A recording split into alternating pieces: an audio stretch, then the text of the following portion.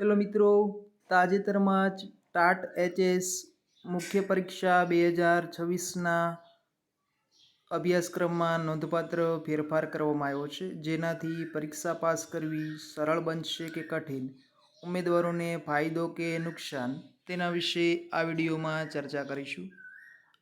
આપ જાણો છો એ રીતે તમામ ઉમેદવારો માટે કોમન એવા પ્રશ્નપત્ર 1માં કોઈ ફેરફાર કરવામાં આવ્યો નથી, જે જૂની પદ્ધતિ મુજબ જ છે. જે ફેરફાર કરવામાં આવ્યો છે તે પ્રશ્નપત્ર 2, જે તમારા વિષય વસ્તુને લગતું છે, જેમાં હવેથી 75% પ્રશ્નો એટલે કે 100 માર્કના પેપરમાં 75 પ્રશ્નો તમારા વિષય વસ્તુને લગતા અને 25% એટલે કે 25 માર્ક પદ્ધતિશાસ્ત્રને લગતા હશે. તો ઉમેદવારોમાં પ્રશ્ન એ છે કે આનાથી પેપર સરળ બનશે કે અઘરું.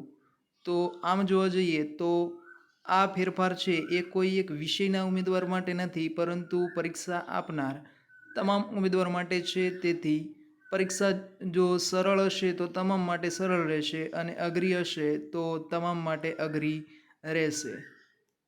જો તમે વિષય વસ્તુ અથવા પદ્ધતિશાસ્ત્રના પ્રશ્નમાં ઓછો સ્કોર કરો છો, છતાં પણ 175 માર્ક છે એ જૂની પદ્ધતિ મુજબ જ રહેવાના છે. માત્ર ને માત્ર 25 ગુણ છે એ જ પદ્ધતિશાસ્ત્રના છે. એટલે આમ જોવા જઈએ તો 175 માર્કનું જે પેપર હશે તે જૂની પદ્ધતિ મુજબ જ છે. માત્ર તમારે 25% જેટલી વધારે મહેનત કરવાની છે, જેથી પદ્ધતિશાસ્ત્રમાં પણ તમારે 25માંથી ઓછામાં ઓછા 20થી વધુ માર્ક આવી શકે. ફરી મળીશું. જય હિન્દ, જય ભારત.